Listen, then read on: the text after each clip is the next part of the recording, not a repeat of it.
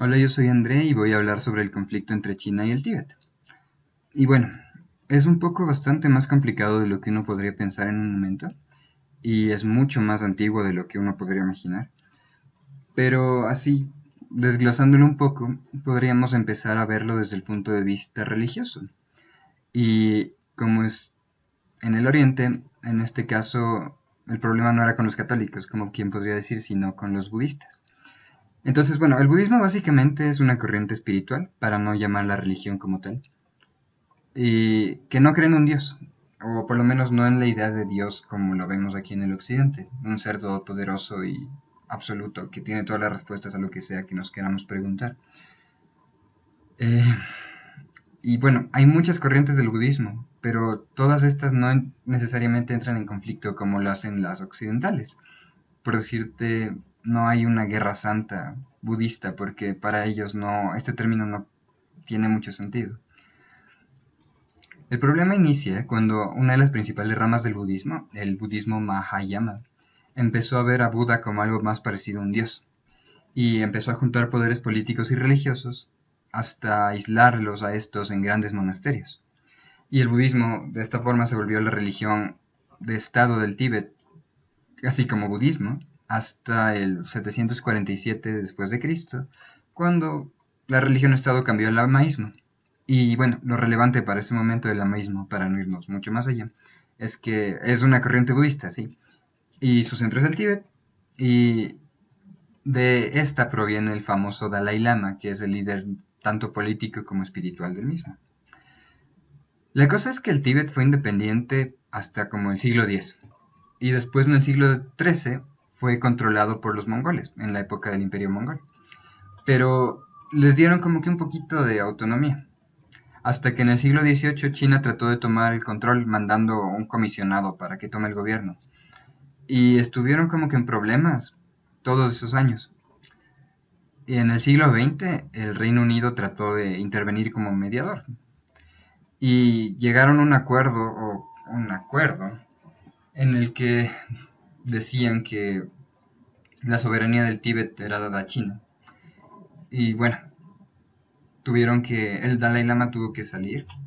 Y después, cuando sucedió la guerra civil china, el Dalai Lama aprovechó para volver al Tíbet, tomar el control de nuevo, y firmó un acuerdo con Mongolia, reconociendo su mutua independencia de China, porque ninguno de los dos quería ser esclavizado, como quien dice así.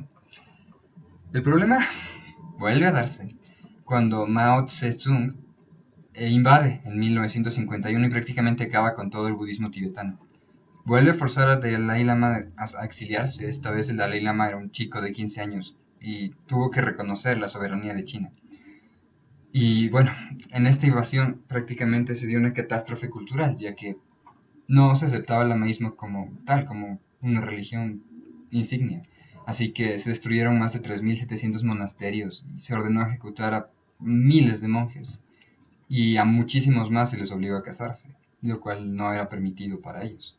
Así que les hicieron irse en contra de sus propios principios. Y bueno, después, en 1984, ya después de que Mao Tse ya no estaba aquí, las cosas se suavizaron un poco y el culto del budismo se permitió como culto, junto con la reapertura de muchos monasterios de los grandes e importantes. O sea, como que les dieron un poco más de chance, pero aún así estaban reprimidos. Y el Dalai Lama trataba de exigir pacíficamente un gobierno interno, pero China no quería. Y como China no quería, no pasaba. Y en toda esta época de represión, o sea, en esta época de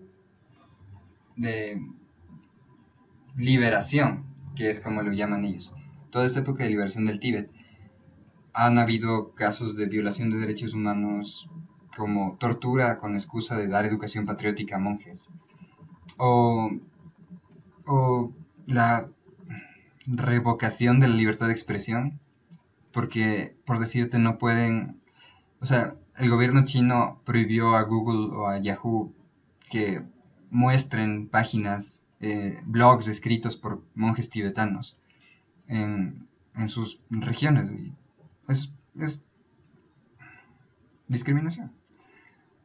Es una discriminación inmensa.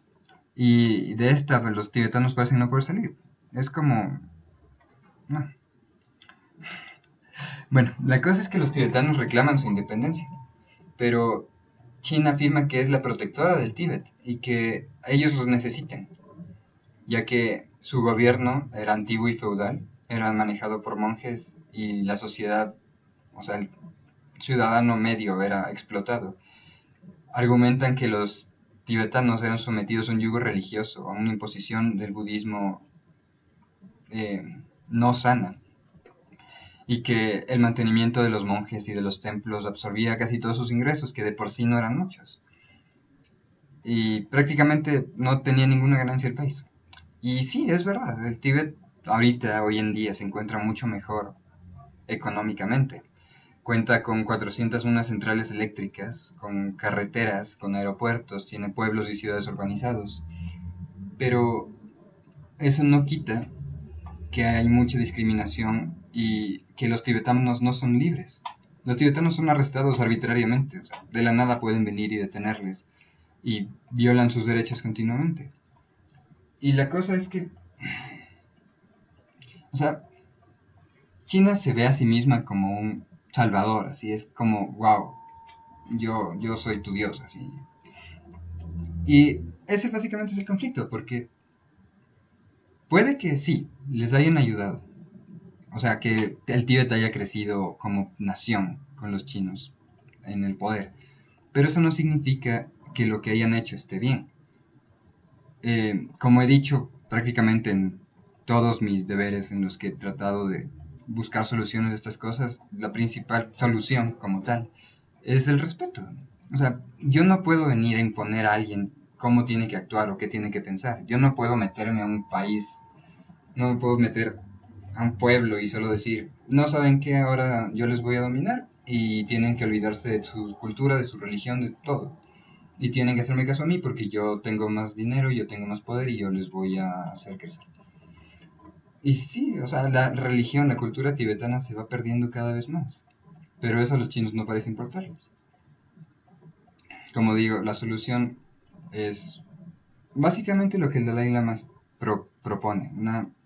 Un gobierno interno no, no implementado mediante violencia.